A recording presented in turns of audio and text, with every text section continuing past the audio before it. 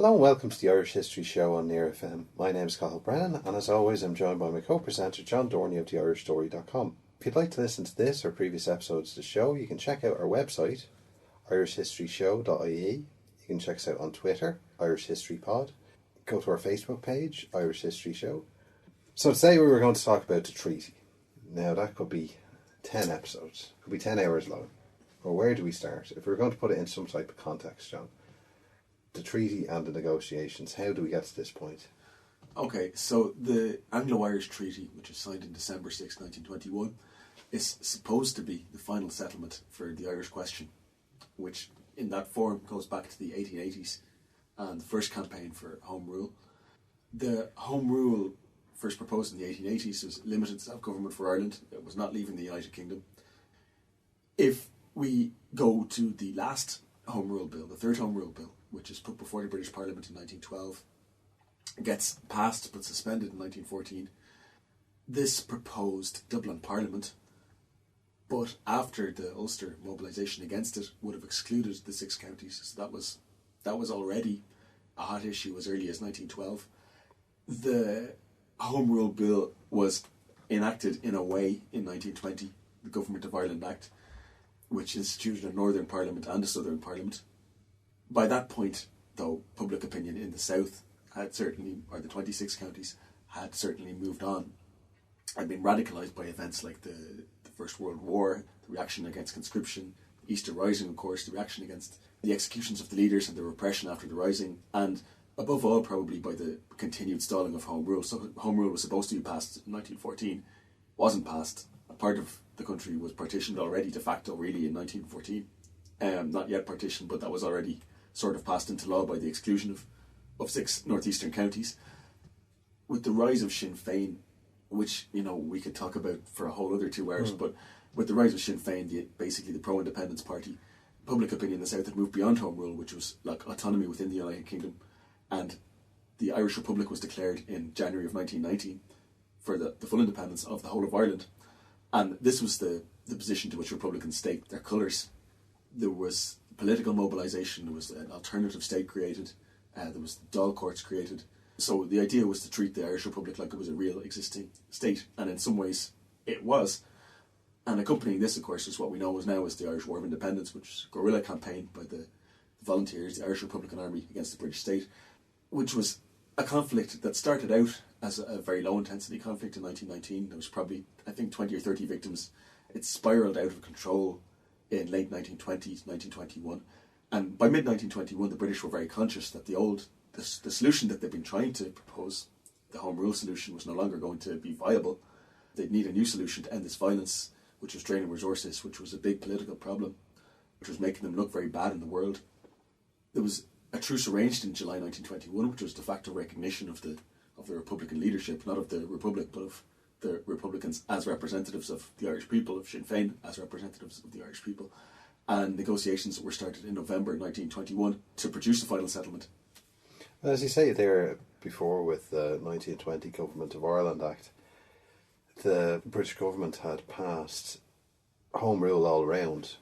2 equal Home Rule parliaments, one for Dublin, 26 counties, one for Belfast, 6 northeast counties, and this idea of Council of Ireland, which could possibly become a vehicle to reunification, but still quite a limited form of autonomy and self-government within the United Kingdom, and far less than, you know, the expectations were becoming.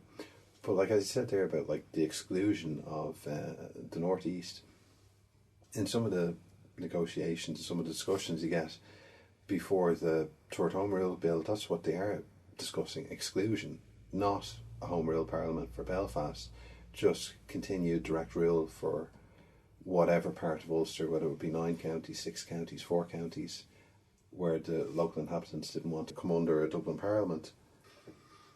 What you're saying there as well about, like, you know, how the British government views the Dáil, views the cabinet in Dublin, and what they're going to refer to themselves as, or how they're going to see them in terms of the negotiations, is quite interesting. Well, just to back up a little bit, one thing I think we have to get clear before we talk about the treaty is Home Rule means autonomy in the United Kingdom, and it wouldn't have given a lot of the powers of statehood. Most of the powers, vital powers of statehood, would not have been granted under Home Rule. And what I'm talking about here is the Home Rule Bill didn't allow for an Irish army, didn't allow for an Irish police force. They would have retained the RIC. The command of the RIC would have been retained by British government via, I believe, a governor in Ireland, would not have been under the control of the Home Rule Parliament. Things like the postal service, and the biggest thing of all that makes the state, which is the taxation system. The Home Rule Parliament couldn't have collected its own taxes. It was to get a budget rather from London every year. The budget may actually have been slightly larger than the take from the Irish state could have generated. Yeah. However, that's not the point, though. I mean, from the point of view of independence, the Home Rule Bill was not next or near to independence. Now, there was actually some provision down the line, if this is the British way of thinking, after Home Rule government had been provided responsible government, there was provision down the line for extension of things like control over policing and possibly taxation down the line. But those things were not available under Home Rule in 1914. So there can be no confusion that, to get ahead of ourselves slightly, that there can be no confusion that Home Rule and the treaty were the same thing. They certainly were not the same thing. Home Rule was limited autonomy, and the treaty, as we'll discuss, is almost independence for the southern state.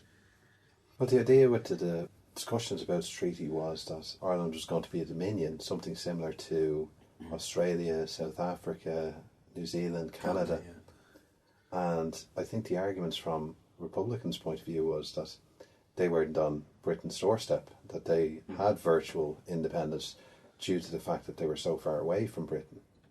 Let's look at both sides of this. Like, dominion status means independence, but just membership of the Commonwealth. Like that's actually a big concession on the British part. So much of not so much the nuts and bolts of the separatists or the Republican movement, but the emotive feeling behind it is about rejection of British rule, saying Ireland is not British, and we reject all the symbols and all the vestiges of British rule. So there's an emotional kind of component to it. There's difference in the history of, for example, Ireland and Canada. Canada is a place settled by British settlers, which is a long way, as you say, is a long way from Britain, and gets self-government on behalf of Britain, and they're happy to see themselves that way. And from an Irish nationalists, the narrative is entirely different. Like, this is a country which has been, from a nationalist point of view, has been conquered and colonised, has been treated as an inferior, and wants to proclaim its nationhood and its equality with Britain. And as you say, yes, you're quite right. People who were against the idea of dominion status argued that it's very difficult for Britain to intervene in the politics of Canada, just logistically, had they wanted to. It's very easy for Britain to interfere in the politics of Ireland, which is right next door. From the Republicans' point of view, you had 1916, the Republic declared, the 1918 election where Sinn Féin wins 73 seats out of 108. There's a mandate there for a republic. A republic is declared in 1919. From the Sinn Féin perspective, from the Republicans' perspective, the Republic already exists. The 32 county already exists. Yeah, I mean, you know, it's interesting. That is, of course, the Republican position, and that's what the average Republican on the ground in 1921 believes. One of the interesting things, though, is when you look at the leadership, people like Michael Collins, of course, came round to accepting dominion status. There's signs to him that he and Arthur Barefoot would have accepted dominion status in December 1920 when it was offered. Actually, the British had to withdraw the offer because the divisions on their own side. But De Valera, it seems, was willing to accept. He was willing to accept something less than the Republic. The Republic was a negotiating position. De Valera seems to have been willing to accept dominion status for all of Ireland, or a republic, or an Irish state not affiliated with the British Crown that was partitioned. One or the other was his plan. The All-Ireland Republic was like Frank O'Connor described it in his memoirs as like a giant bluff, that they were acting like they could face down the British Empire, when, in fact, you know, militarily speaking, they couldn't.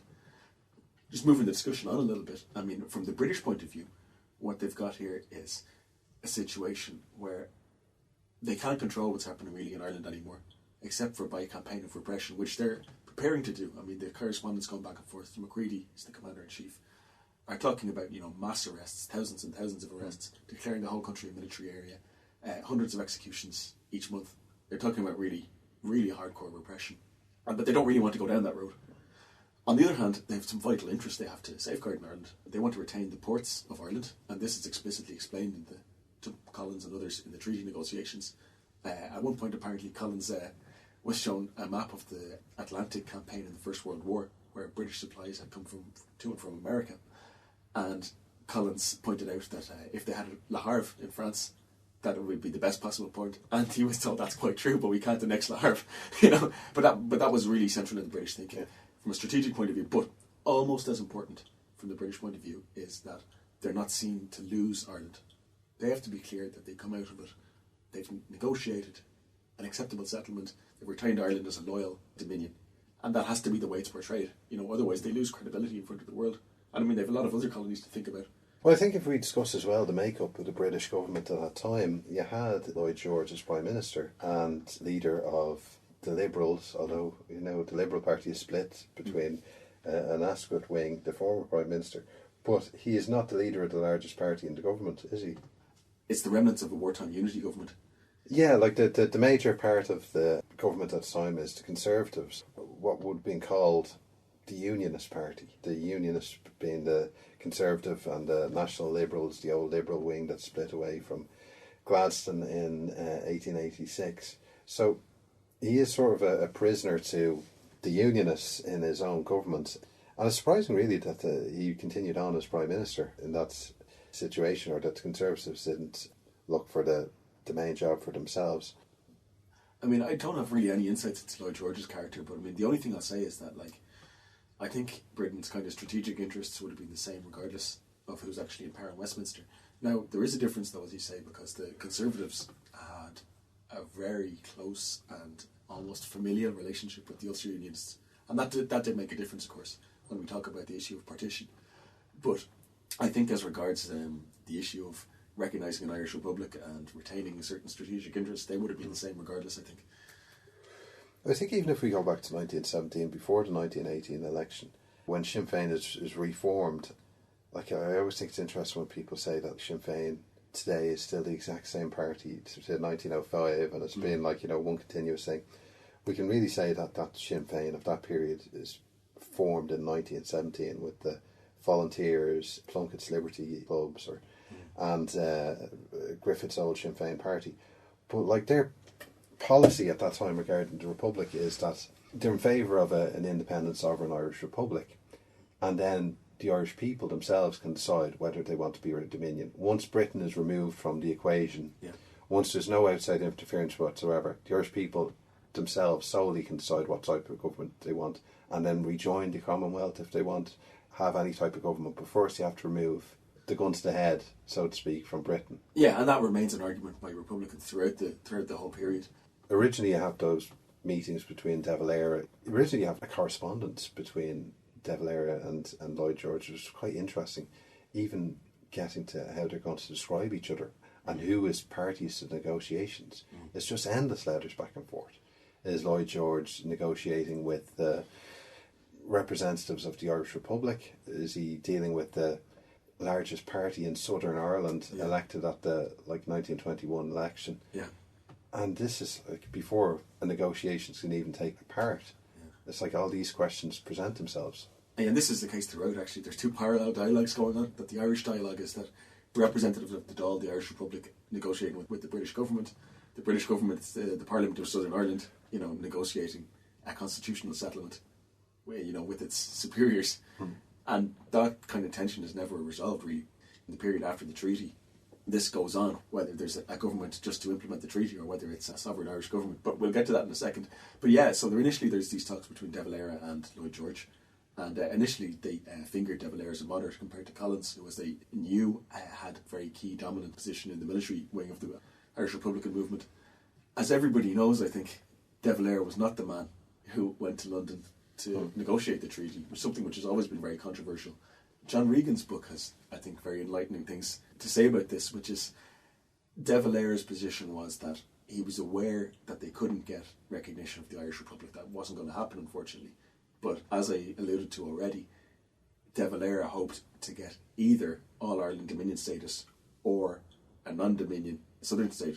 And he said, if we hold out on the high ground, if you like, of the Republic, we can get one or the other. And he says to the negotiating team, the plenipotentiaries led by Michael Collins and Arthur Griffith and others, you take their final offer, bring it back to Dublin to the Cabinet, and I will step in and make a final counter-offer. And now this is my interpretation, but for my money, De Valera understands that their foot soldiers, both literally their foot soldiers in the IRA, but also the political activists in Sinn Féin and so forth, are very deeply wedded, emotionally wedded to the idea of a republic. But he understands that's not really attainable in the negotiations. So De Valera's plan is to come out of it with something that you can sell as a victory. That's my interpretation. It didn't quite transpire like that, though. No, and that becomes one of the big controversies and most well-known tropes about anyone discussing the treaty is that why didn't De Valera go? And that seems to make sense from my point of view, that you would leave the final arbiter at home, that it gives you a final get-out clause. You have to bring the treaty back to give a final okay. I mean, it's common enough for people to send envoys in international negotiations and for them to refer back. Like Putin sends Lavrov, for example, to do a lot of his negotiation. But it's understood Putin's going to have the final say. If De Valera and Putin would be a good analogy, I'm not sure. But, I mean, there is the other point of view, though, which has always been, and the pro-treatyites will constantly cite, actually, in the years ahead, this has probably been forgotten a little bit now, that De Valera was never a real Republican, because he always had in the back of his mind that there would need to be a compromise. So it was all about De Valera and his ego. It was with the likes of Richard Mulcahy, and pro-treatyites would always argue, and they would always hold a terrible bitterness because they considered that De Valera had led lesser intellects down a path which he didn't even believe in.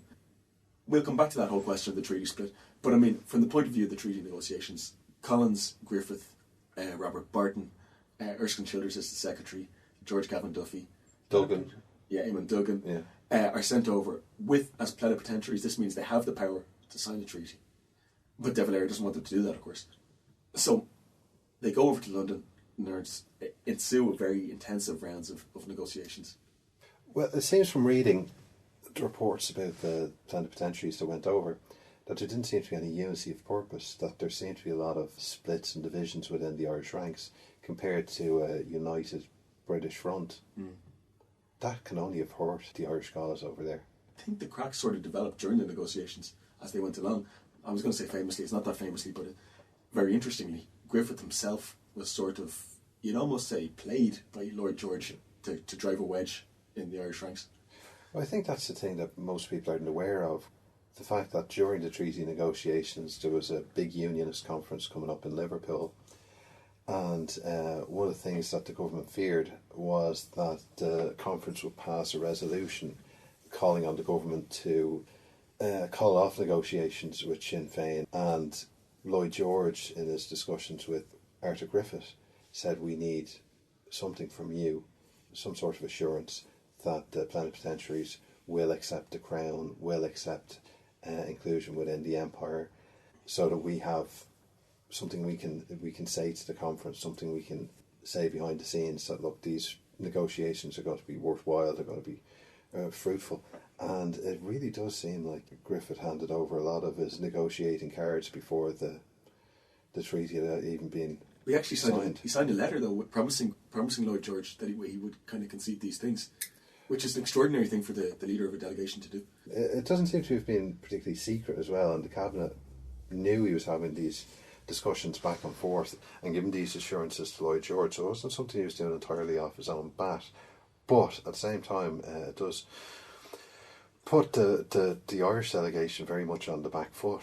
Yeah, and at the last minute, of course, this really comes home to roost. But in the meantime, there's also a fallacy, it's been really popular in the last maybe 20 years, 30 years, is that, the treaty had nothing to do with partition. In fact, there was intensive negotiations on the question of partition during the treaty negotiations. Well, they seem to be the two biggest issues with regard to treaty negotiations. Partition and the role of the Crown and Empire. Basically, partition and independence, I would put it that way. That if you couldn't get both, one or the other. Yeah. And it was discussed at Cabinet in Dublin, as the plenipotentiaries were going back between London and Dublin, that this would be a reason to break off negotiations at any stage, that they could break them off on either Ulster or the Crown, rather than giving up both. There's always a get-out clause, or a reason to break off negotiations, and then go back and see can you get further concessions from the British. And it's a dangerous game, actually, because just to step away from London for a second, in Ireland, in late 1921. Nobody is really sure that this is permanent peace or anything like that. I mean, the IRA are intensively recruiting and rearming. There's several shipments coming to County Waterford of modern arms from Germany, Thompson submachine guns from America, and they're distributing these. And for example, I have read about rallies around the Cavan Monaghan area. This is just for example. And, Richard Mulcahy, who's the Chief of Staff of the IRA, goes up there and he gets asked by the local commanders, which is Sean McKeown, Paul Galligan, and Dan Hogan.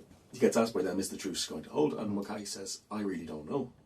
It may or may not, depending on the way negotiations go. And he says, but look, get ready.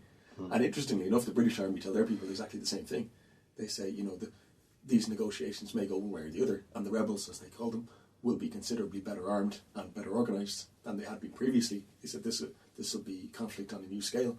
So both sides are on the ground in Ireland are preparing themselves for the failure of the talks. Like it's not a foregone conclusion at all. No, and I was looking at the Earl of Middleton's memoirs there recently, one of the two memoirs, and he talks about what the British government really had to do to defeat Sinn Féin would have been, and it's extraordinary reading it, shut down all rail links, all rail travel throughout the country, shut down post and postal services for 6 months, and bring in 50,000 extra troops into the country.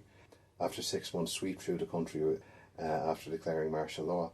And that seems extraordinary to read something like that. But I mean, this is the British Empire we're talking about. They didn't get an empire by being nice, Yeah. I mean, this is, I assume, standard practice in places like India, So going back to London, though, and the treaty negotiations on the question of partition. Now, just to outline, many people will be aware, but the six-county area, which was excluded way back in 1914 from the Home Rule Bill, which was granted its own parliament in 1920, this area has pretty substantial nationalist majorities around its fringes, really. Particularly places like Derry City, Newry, South Down, South Armagh. Fermanagh and Tyrone, counties Fermanagh and Tyrone as a whole, had nationalist majorities. And the nationalist argument was, well, how can you justify the inclusion of these areas in what was now going to be known as Northern Ireland under the 1920 Act? How can majority nationalist areas be included? And there's a lot of back and forth over how you can decide this, and there's proposals that Fermanagh and Tyrone be taken back into the southern area. There's proposals that instead of the counties being used as administrative areas, you use poor law areas, for example. But it all actually comes to nothing in the end. I mean, really, the British give nothing on partition, not an inch, really.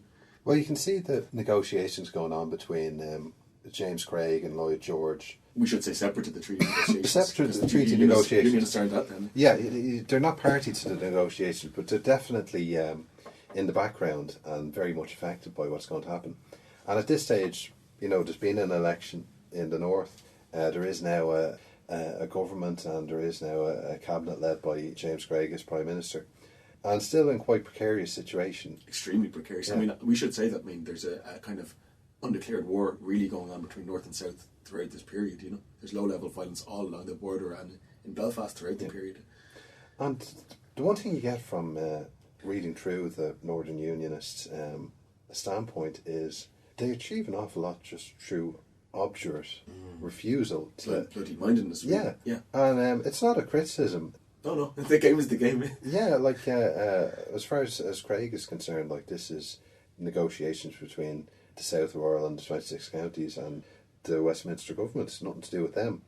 The argument being that, will the six-county area and its government be part of a new All-Ireland, but retain its powers and retain its parliament as some sort of federal solution? Would you have a diminution of the area controlled by the Belfast Parliament? And eventually it ends up with Article 12 of the treaty. Which states that under the treaty, Northern Ireland has the right to vote if it wants to join what became the Irish Free State or not.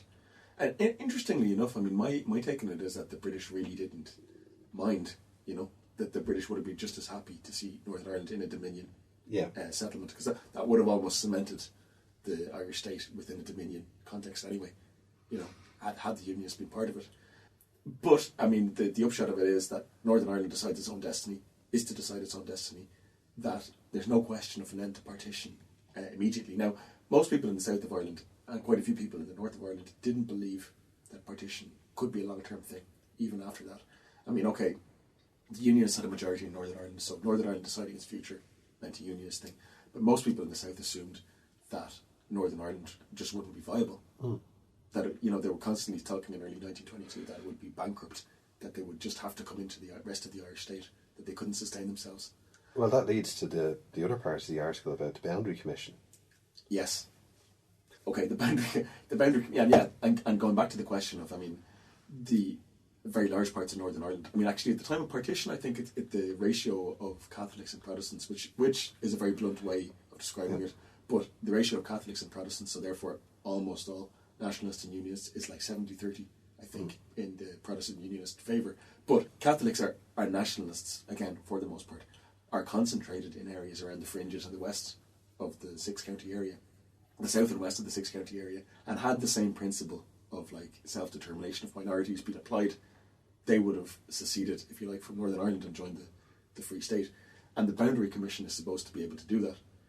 The treaty had the possibility for Irish reunification, or at least repartition, but neither of those things came to pass in the end. But anyway, just to be clear though, what the negotiators brought back on partition was that there was no immediate change, but that Northern Ireland could come in to the Free State if it wished. And there was a Boundary Commission, which was hopefully going to redraw the border to make Northern Ireland, well, nationalists hoped, to make Northern Ireland like an unviable rump entity. Well, this is the thing, when you read the text of Article 12, in retrospect, it's very interesting. It's like, in accordance with the wishes of the population. I can't think exactly how it's worded, but it's like, and also taking into account economic factors and stuff like that. When you look at things like, the Silent Water Reservoir in South Down that supplies water to Belfast, that has to remain within the Northern Ireland area, even though South Down is an overwhelmingly nationalist area. Same with Derry City. Is it within a majority nationalist area?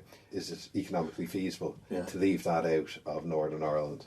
Like the whole argument from the nationalist point of view that Northern Ireland would lose so much territory that it would be unviable going forward, is sort of almost contradicted by the terms of Article 12 to begin with. Okay, so let's come back to that, the future of partition. But the other, like you said, the other big question is the question of the status of the southern Irish state, which was to become the Irish Free State, whether it would be a republic, which, like I said, the British were probably never going to agree to, or whether it was going to be subject to the Crown. So, how did that develop? Well, it's interesting. They're going to follow the same sort of idea as the other dominions. You would have a Governor General as a representative of the Crown. In Ireland, you're going to have a lower house and a Senate, like a House of Commons for all intents and purposes. Yeah, actually, I just want to have a little word about that, because going back to the days of the Home Rule Bill, the Senate, there had been an idea for a Senate and that, and the idea was that the Senate would be there to safeguard the right of the Unionist Protestant minority in the south of Ireland, or in all of Ireland originally, was the idea. And it was very much originally intended as a kind of a House of Lords, like the gentry class, what we know as the Anglo-Irish class, was going to be overrepresented in it. It wasn't represented, well, no more than the Senate today, but it wasn't going to be elected by popular vote, it was going to be by appointment. The inclusion of the Senate was very much supposed to be representative of Southern Unionists originally, so that was one thing. Well, you have these same issues with the Home Rule Bill, that like any new Irish government can't favour any one religion over another, can't discriminate. Well, I'm with them on that, personally, But also, to be fair, this is also a Republican principle. Sinn Féin and the IRB are arguing this way back, in the 19th century and the early 20th century. But as regards the position of the Crown, this is one of those things where people nowadays, from the later 20th century, say, why on earth would people spend so much time arguing about things like the oath of allegiance to the Crown? And my response to that is, okay, that's fine, as long as it applies to both sides. But if you're to apply that test to it, the British insist that there must be an oath explicitly saying that the members of the Parliament, the people who hold power in the new Irish state, are subject to and loyal to the Crown. This is a breaking point for both sides in the negotiation. So it's not just one side being obdurate or being abstract or, fanatical. It's an important thing for both sides, and it's important to think about why that is. One reason is like optics, as they call it now. Like it allows the British to save face, like I said. They didn't lose, they negotiated a favourable settlement. But the other thing is that, as a starting point for a state, it is important where sovereignty lies. It is important to say, if the state exists because it's loyal to the Crown of England, that says very important things about the identity of the state.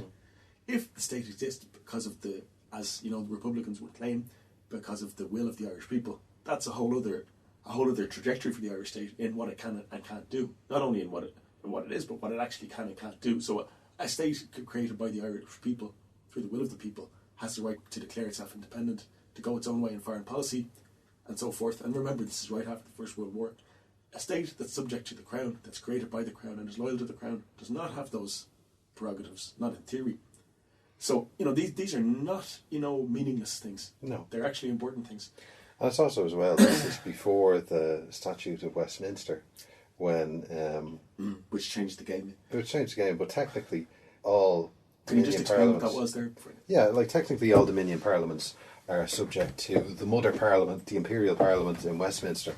So Westminster has the final say, can override, in a sense, all the governments in Ottawa and South Africa, Australia. So there is definitely a hierarchy in terms of power. But the other thing as well, when we're talking about oaths, and this becomes an issue with treaty negotiations subsequent to the treaty being signed, is that from the point of view of those opposed to the treaty, they've already taken an oath to contradict that oath from their point of view as perjury, an oath to the Irish Republic. Yeah, and just to back up that, I mean, in 1919, well, first of all, people who were elected to the Dáil, they took an oath to uphold the Irish Republic. But also, the much more numerous numbers of people in the volunteers and Common the Man also took an oath to uphold and defend the Republic and to recognise no other government in Ireland except the Irish Republic. And they swore before God to uphold this. And this is a religious society. This is a society that takes oaths very seriously. That's another side of it. That's the emotional side rather than the kind of the theoretical side. But this is a real breaking point in negotiations. It's a really important point. Before we get onto the kind of the crux, the final flurry of negotiations that produced the treaty, we should acknowledge a number of things that the British did concede, things they never would have conceded 5 years earlier. For example, they conceded that the new state was to have an Irish army. The British army was to be evacuated, which is no small thing. And they conceded that the RIC, the Royal Irish Constabulary, was to be disbanded and replaced with an Irish police force. They conceded that the government of Ireland would set its own budget, that it would collect its own taxes without interference from Westminster. And Arthur Griffith would argue, with some justification, that these were the real building blocks of statehood. Whatever about the theory, which we've talked about, the substance of an independent Irish state was there. So the treaty, from a nationalist point of view, was by no means all negative. It was actually quite a big advance on home rule in some ways. But is it conceivable that anything less than these points would have even been entertained by a majority section of the Sinn Féin movement or the volunteer movement? No, of course not. No, it wouldn't. But still, Probably the most controversial thing about signing of the end of the treaty negotiations is Lloyd George's threat, a threat that unless the treaty was signed immediately, there was warships ready to depart British shores. Right, yeah. There was thousands of British troops ready to restart the war immediately, and they had to sign right now. Yeah, he famously produced 2 letters. Which one will I send? There's a lot of... I don't think there's official documents about this. If there are, I don't know about them. There is a lot of conjecture from people who were there, and anecdotes and reports, including from Macready, the Commander-in-Chief, and he wrote in his memoirs that there was absolutely no way that they were in a position to wage war immediately. Yeah. That they still had a lot of forces in the country. The auxiliaries and Black and Tans and so forth had not been disbanded. They were in their depots and barracks and stuff like that. But they certainly weren't ready for immediate and terrible war. They weren't on a war footing. Lloyd George tries to bring negotiations to a head on the contentious issues, basically on partition, which we've talked about, on the oath, the insistence that the members of the new Irish Parliament would have to swear an oath of fidelity. Well, first of all, to the Constitution of Ireland. I mean, they got talked down to that. And then fidelity to the monarch, the King of England. And he threatens the Irish negotiation team, and he says, you have to choose war or peace. I don't want to hear any in-betweens anymore. And one of the problems with the negotiating team is Griffith has already made promises to Griffith that he would sign on those terms, on a Dominion terms with certain other things. which kind of undermines the position of the rest of the team. Now, a number of the members of the negotiating team had pretty grave reservations about the treaty as it was, notably Robert Barton and Erskine Childers. Well, Erskine Childers was the secretary rather than a plenipotentiary, but those two, and I think a number of others. As far as I know, they sort of signed in drips and drabs, and they had to be with Griffith first and then moving on. And then there was also the belief amongst sections of the plenipotentiaries that the British were sort of doing the divide and conquer thing, where we're negotiating separately on separate issues and, discussing things like defence, in different modules of the negotiations. And funny enough, I mean, Collins was quite scathing of some of his colleagues. He thought they were pretty amateurish, and especially Childers. He said his mind wandered and he talked about irrelevant things. The performance of the Irish team seems to have been mixed, let's say. I mean, they weren't experienced enough. And some of the ones who had more experience in like imperial affairs, like Childers, seemed to have been the greatest liabilities. Eventually, I think, as in many things in the period, it's Collins' force of personality that brings the rest of them round. And Collins becomes convinced that this is the only thing to do at this point, is to sign the treaty. And he gets them all to sign. Now, the thing about this is, let's go back to where we were a few minutes ago. De Valera, who is the president of the Republic, he's the president of the Dáil, as the system existed at the time, had said that they're not to sign any agreement until they bring it back to the cabinet in Dublin. And they had actually been back in Dublin a few days previously before the signature, and there was a very stormy discussion about these things. But that point had been agreed on by all. But that point had still been agreed, that they were to bring the thing back. Now, but they were, this is late at night, there's all-night negotiations, and they sign. And then they go back to Dublin. And this is the beginning, really, of what we know as the Civil War division. There had been kind of antecedents, but it really starts here. De Valera says to them, apparently, in a cabinet meeting, according to Peace by Ordeal, which is a good book on the treaty negotiations, I told you to bring back either All Ireland, a united Ireland, or an independent southern state, not affiliated with the Crown. And he brought back neither this nor that. And Cathal Brugha, who was actually a long-time personal enemy, really, of Michael Collins, but he was also pretty staunch Republican or separatist, is also dead against it. There's a furious break within the cabinet over this point. Over whether it would even be allowed to be presented to the Dáil in the first instance. Yep. The cabinet at the time, the inner cabinet, it's 7 people. So you have De Valera, Griffith, Collins, Brugha, Stack, Cosgrave, and Barton. So that was 7. And there was an expectation even that Cosgrave would vote along with De Valera, Stack, and Brugha. I think there was a bit of surprise that Cosgrave voted with the others to allow the Dáil to make the final decision, and Barton actually votes to allow, even though he ends up voting against the treaty, allowing the Dáil have the final decision on whether to accept it or not. Yeah, I mean, and it shows actually, for me, a negotiating team should have their strategy mapped out well in advance. You shouldn't be negotiating, when you're in the negotiating room. And you shouldn't be deciding things like, if you're going to do something as important as sign an international treaty, which is what this amounts to, you shouldn't be doing it like, for example, Barton does, sign the treaty and then go back in it, then side against it. I mean, that should be unthinkable. You should have all worked this out beforehand. So it does show some of the amateurishness of the Irish team and the Irish government, really, I think. Well, it's in recent discussions, and even if we look at like the Good Friday Agreement, there's a definite end. There's like, on this date, that's when we have to have something agreed. We have a time frame, and this is the final point. Whereas with the treaty, it seems to be quite arbitrary. It seems to be Lloyd George decides, right, enough's enough. Enough's enough, here we go. Yeah. Sign or don't sign. Yeah, we've got wars elsewhere to go to. Yeah, I mean, but I can't help but thinking, I mean, of course you should never compare what happened long after with what happened before. But like, let's look at the Good Friday Agreement for a second. And let's look at the Sinn Féin of those years, provisional Sinn Féin or whatever you want to call them. Can you imagine a situation where they sent a delegation to those negotiations who didn't agree with each other, who publicly fell out with each other and gave different commitments? No, it would not have happened. No. Because they were so much better prepared than the treaty negotiation team were. Yeah. The treaty delegation, I should say, were. One thing I find interesting, though, is reading the reactions of political and military activists in Ireland when they heard of the treaty, because it was published the next day.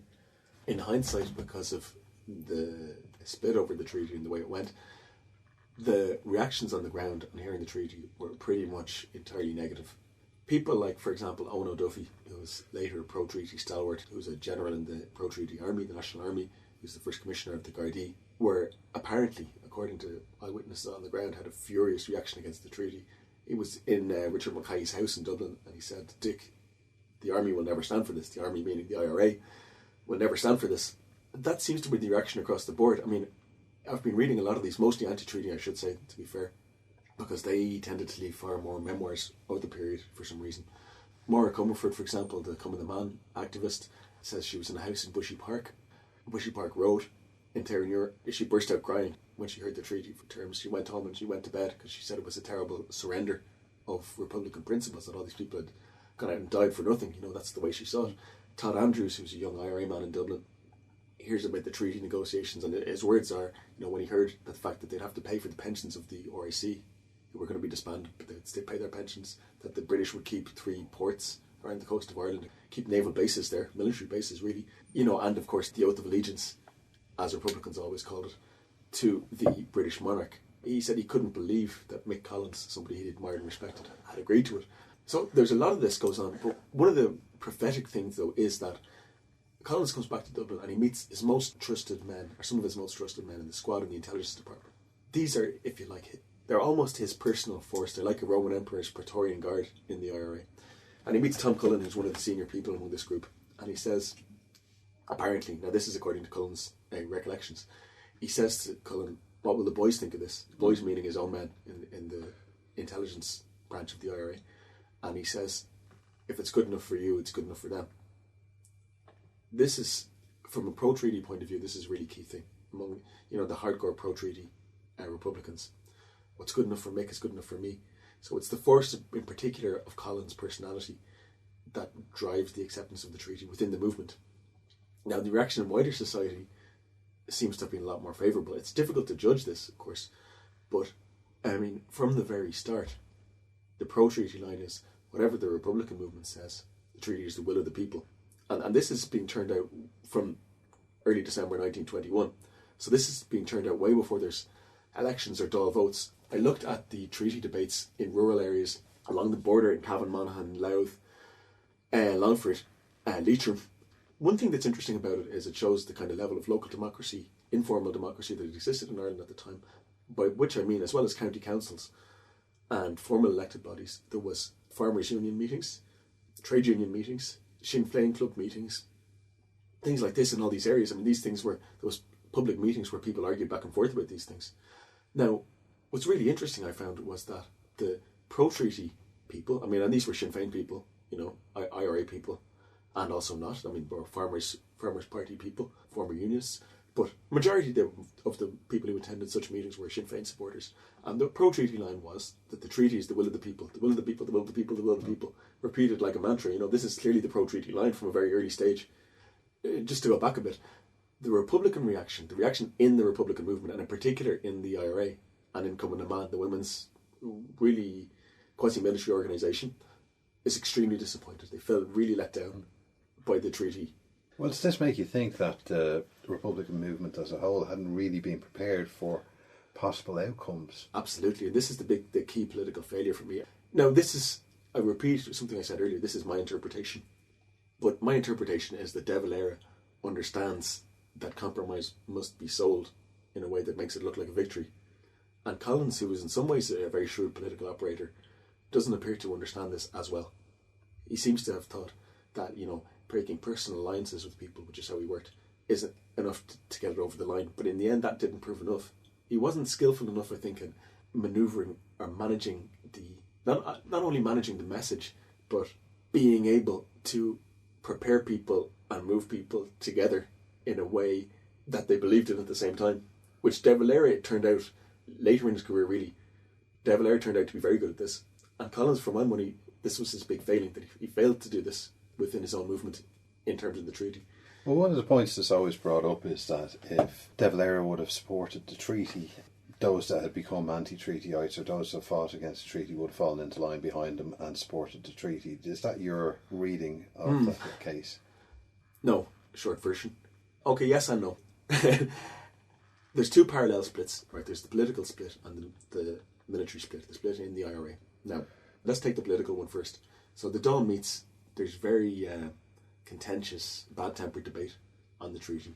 And De Valera's party, it's not led a formal party, but De Valera's adherents vote against the treaty. They argue things like that it betrays the dead. They argue that it doesn't have, as De Valera himself argued, it didn't achieve either one of the movement's key aims, which was the unity of Ireland or independence of Ireland, and so on and so forth. The pro-treatyites argue that it's the best that could be achieved. Look at all that it got. It got the pillars of statehood. There's possibility of a united Ireland under the treaty. One thing we may come back to is that a common trope recently is that the treaty debates ignored partition, but actually partition, I would argue, is at the centre of events in the 6 months after the treaty. But we'll come back to that. After the Dáil vote, the Dáil voted for the treaty narrowly. Then they narrowly voted not to re-elect De Valera as president. It appears that De Valera's strategy then and later was that the Dáil would ultimately reject the treaty or reject the constitution based on the treaty and then be able to renegotiate it. That appears to have been De Valera's strategy. Now, that's the political split. IRA commanders wrote to Richard Mulcahy, who's their chief of staff, who was publicly endorsed the treaty as early as February 1922, or shortly after the Dáil approved the treaty, saying they wanted a convention of the IRA to discuss the treaty. Now remember that the IRA is not a normal army. It's a voluntary organisation. Its original name is the Volunteers. They elected their own officers. It's supposed to be a democracy, like a citizens' army, if you like. They hold this convention in March 26, 1922. They do something that turns out to be very significant. They repudiate the authority of the Dáil over the army, because the way they justify this is that the IRA, the Republican Army, was set up to uphold the Irish Republic. The Dáil was set up to uphold the Irish Republic. If the Dáil repudiates the Irish Republic, it no longer has authority over the army. And this is the purest Republican position that's going to cause a lot of bloodshed over the following 2 years.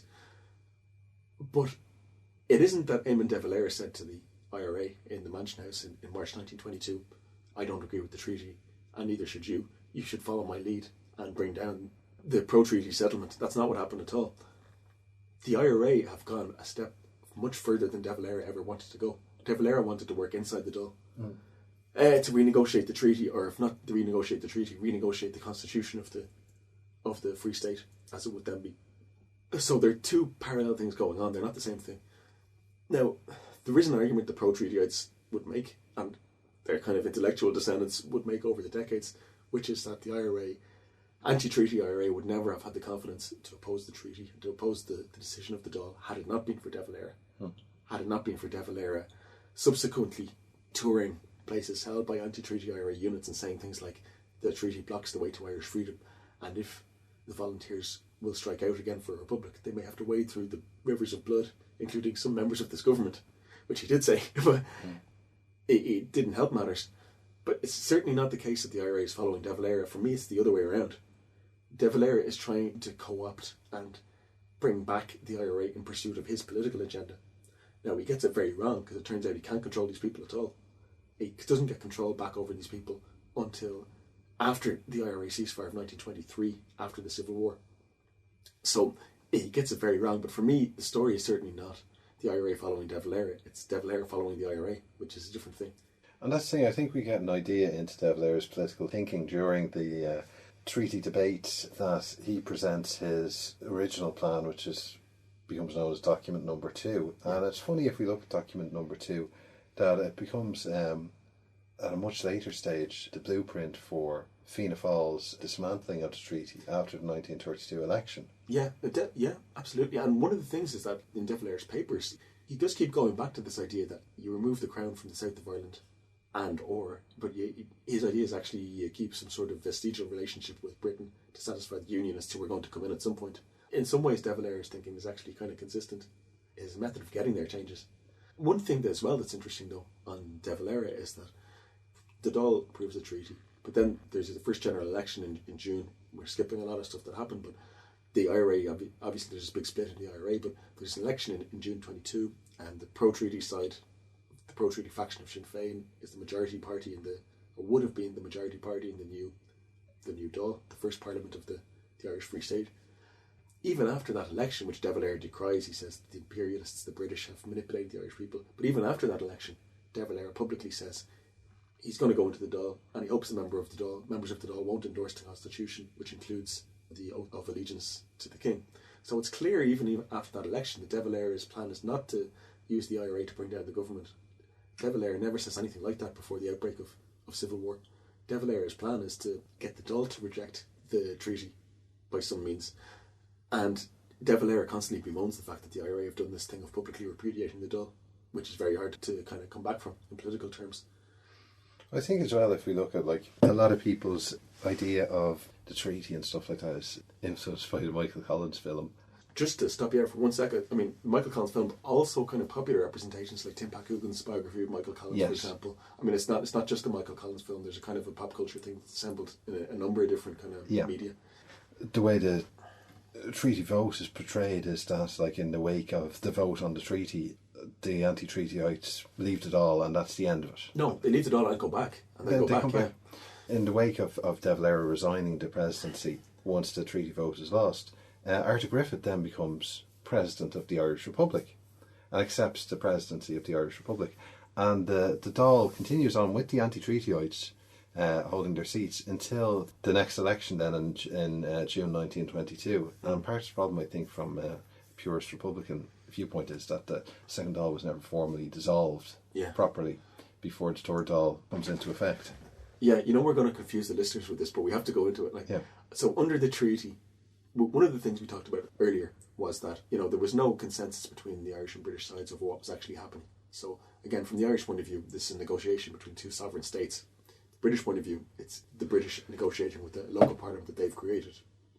And in the same way, the treaty is interpreted, or the implementation of the treaty is, for the British, they have a provisional government in charge for a year to oversee the implementation of the treaty.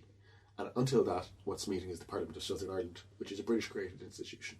And that's what's happening in the south of Ireland from the British point of view. From the Irish point of view, the Dáil and the Republic still exists.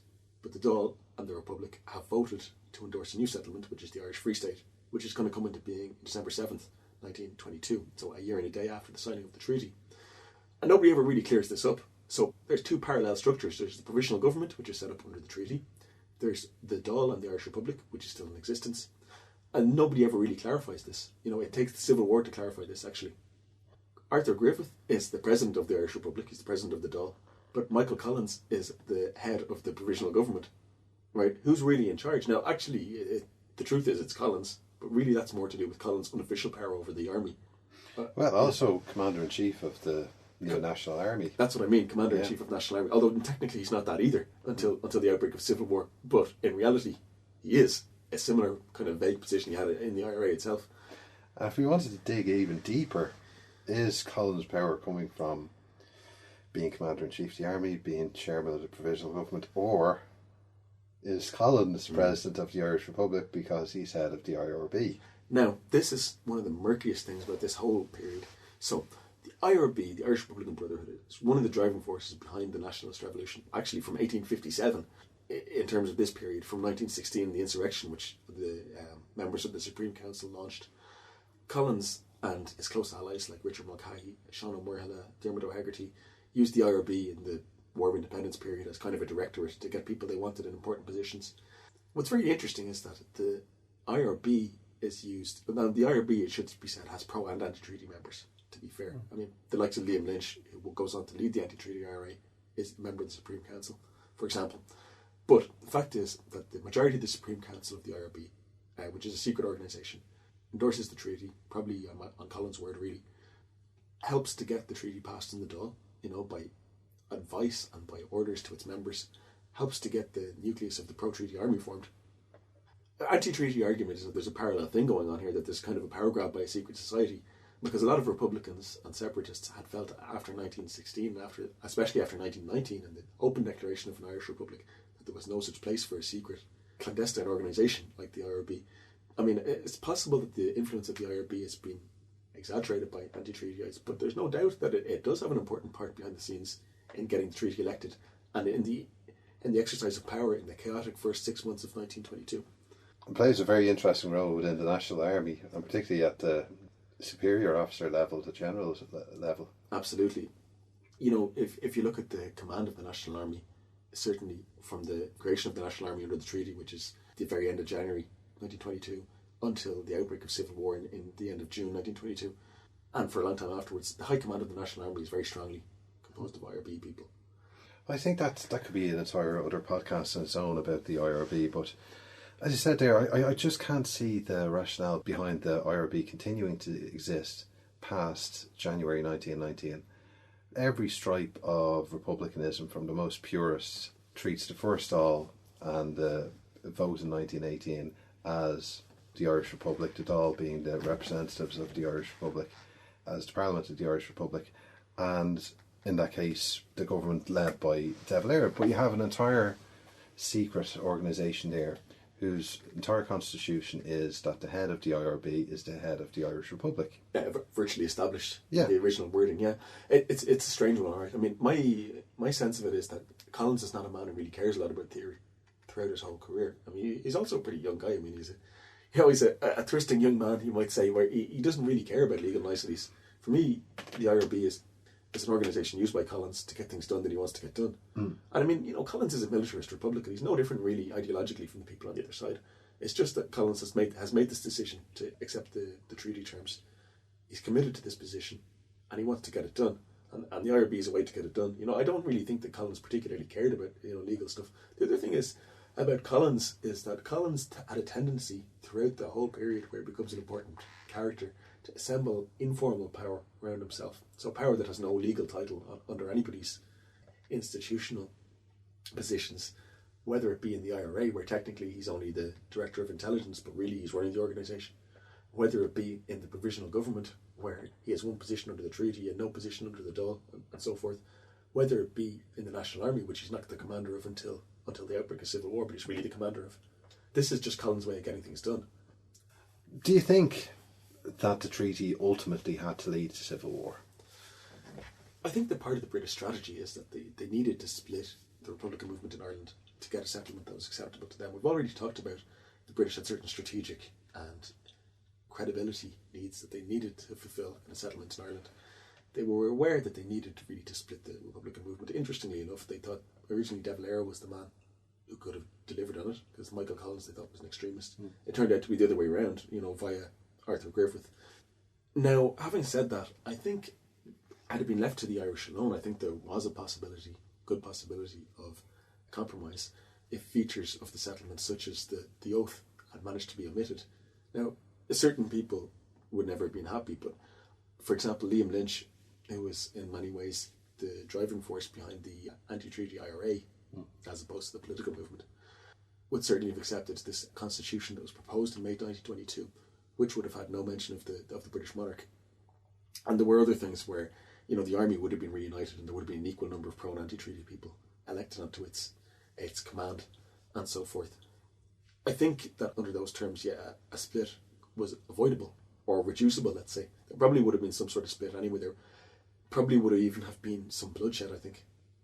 We didn't talk about the occupation of the Four Courts, but let's just say it suffices for our purposes tonight to say that an extremist group, if you like, under Rory O'Connor and Liam Mellows and Ernie O'Malley really occupied the Four Courts in Dublin, and basically would brook no compromise and had as an aim restarting war with the British. Now, probably some confrontation with them may have been inevitable, although even Rory O'Connor was prepared, it seems, to accept Lynch's compromise had it been available. And O'Malley talks in his memoirs about he was thinking about going back to medical school. So even with the most extreme elements of the IRA, there probably was some sort of compromise possible. What vetoed it was the British, which sounds like a partisan point to make, but I mean it's something that's been clearly documented. The British, and in particular Winston Churchill, said, if there is a republic declared in Ireland, we will militarily reoccupy the country. And he didn't say this in secret, he said it in Parliament in Westminster. And that scuppered the largest attempt at negotiation. The second thing is, I mean, there was a way, now by the middle of 1922, there was a really serious split in the Republican movement already. And the biggest manifestation of this was there was two rival armies, the National Army, the pro-treaty army, and the anti-treaty IRA, majority of the original IRA. And they were vying for occupation of barracks. They were vying for levying what basically kind of taxes off the population. There were very serious problems there. But what set off the Civil War again, the actual Civil War, was again a British ultimatum. So there's the assassination of Henry Wilson, the retired British general. The British cabinet assumed it was the anti-treaty IRA. It turns out nobody's really sure why 2 London IRA members killed him, but ultimately the Irish Civil War breaks out because the British gave an ultimatum to the pro-treaty government that they had to move against the anti-treaty IRA or else face reoccupation by British forces. So the treaty made a split in the Republican movement certain. It was the British insistence that all aspects of the treaty be adhered to, and that there couldn't be any compromise on aspects, on symbolic aspects of the treaty, such as the oath. That made it a certainty, I would say. Well, that's the thing when you look at the 1930s and when you see the treaty being dismantled by legislation and constitutionally. And as you said there about Churchill, it's interesting reading Churchill speaking in the House of Commons in the 1930s about the treaty. He's absolutely furious, and that the treaty is the treaty is the treaty. You can't abrogate it, you can't change it, or you can't change it unilaterally, just on the Irish side. But the interesting point is, and you know, people tend to take sides, one side or the other, anti-treaty, pro-treaty, and debate it, which is very easy from almost a century afterwards. We tend not to look at the British point of view when all these things, or the British culpability, when all these things happened in the 1930s, removing the Governor-General, removing the oath, removing the right to the Privy Council, to appeal to the Privy Council, all the different things that happened, and external association. And return of the treaty ports. And return of the treaty ports.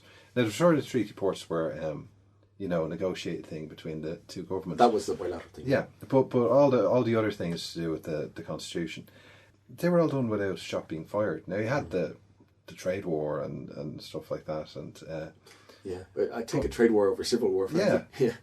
Is it really British intransigence that plays a far bigger part in the Civil War than either the pro or anti-treaty side's reaction to it? And that's a fair point. I mean, look, though, let's be fair. Let's represent all the points of view here. So that's the anti-treaty point of view, right? Which is that a lot of the treaty was unacceptable. It didn't give full independence to Ireland. And this is something that's important to remember.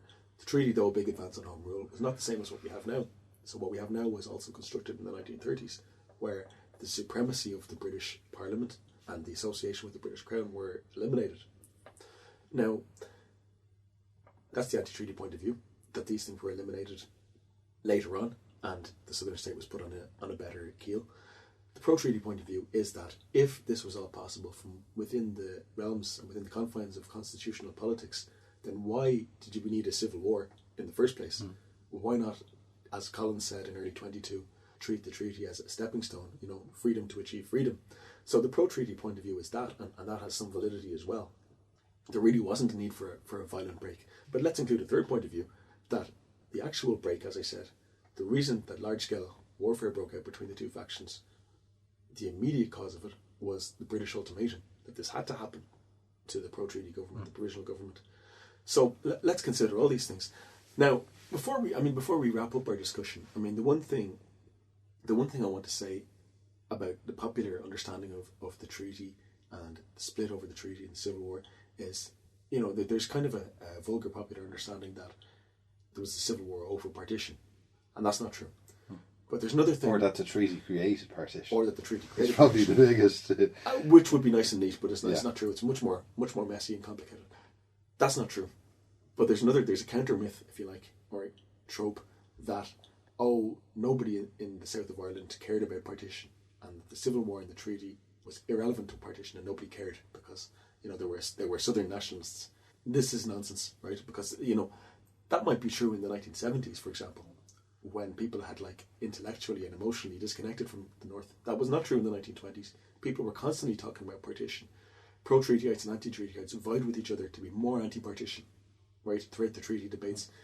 The fact that the treaty was so vague on partition that nobody was entirely sure what was going to happen meant that it wasn't the key issue in the treaty debates, because nobody accepted in the south of Ireland that partition was a permanent thing.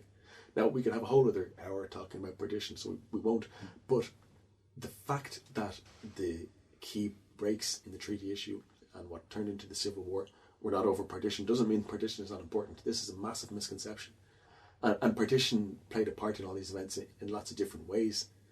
For example, I mean, at the opening of the Dáil the third Dáil, after the outbreak of the Civil War, the one anti-treaty member who makes it in, Lawrence Ginnell, brings up the issue of partition and is immediately thrown out because it's too contentious a topic. And there's plenty more examples which we don't have time to go into. Let's just say, for the purposes of this talk, that partition really is important, that people really were committed to ending it at that time, but it was more the force of events that created what we call Southern nationalism or identification with the Southern state. It's kind of a complicated point to make, but let's just say the partition is important to this whole time. Well, that's certainly food for thought there for the listeners, and we'd love to get your feedback on these shows with the new website we have up, irishhistoryshow.ie. All the previous episodes are up there. You can write comments. You can also contact us on Twitter, that's Irish History Pod, at Irish History Pod, and also on Facebook, that's the Irish History Show. So you can listen to us on Near FM, check out the podcasts online, and on behalf of John Dorney and myself, Carl Brennan, thanks very much and keep listening.